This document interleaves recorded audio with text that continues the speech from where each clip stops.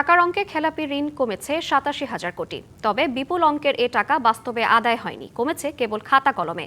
নাজুক এই পরিস্থিতি সামাল দিতে নিয়ম অনুযায়ী বেড়েছে ব্যাংকগুলোর প্রভিশন বা নিরাপত্তা সঞ্চিতির অঙ্ক।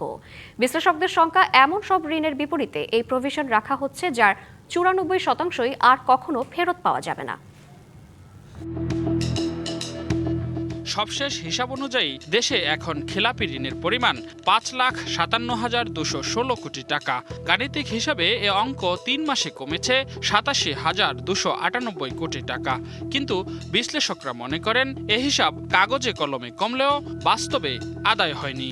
এই ৮৭,০০০ কোটি টাকা যেটা কমেছে সেটা হলো যে আপনি যদি বলেন ব্যালেন্স শিটের এই জায়গাটাকেই একটু আপনাকে হেরফের করা হয়েছে। এইটা একটাই মেকানিজম, যেটা হলো আমরা রিশিডিউল এবং রিস্ট্রাকচার এবং যাদেরকে ডাইরেক্ট এক্সিটের একটা অপরচুনিটি দেওয়া হয়েছে, আর কিছু জুডিশিয়ারিতে যারা স্টে অর্ডার নিয়ে স্টাক করে রেখেছে।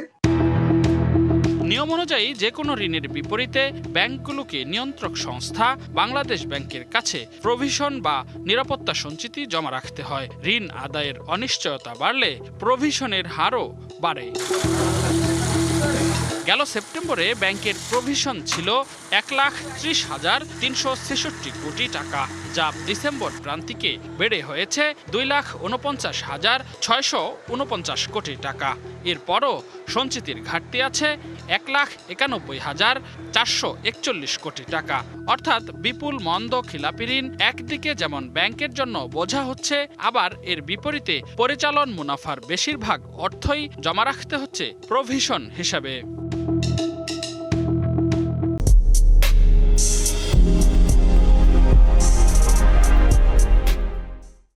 কেন্দ্রীয় ব্যাংকের বিশেষ সুবিধা নিয়ে বিপুল খেলাপি ঋণ নিয়মিত হওয়ায় কিছুটা কমেছে নিরাপত্তা সঞ্চিতির প্রয়োজনীয়তা। তাছাড়া ব্যাংকগুলো গ্রাহকের আমানত নিরাপদ করতে প্রভিশন বাড়িয়েছে।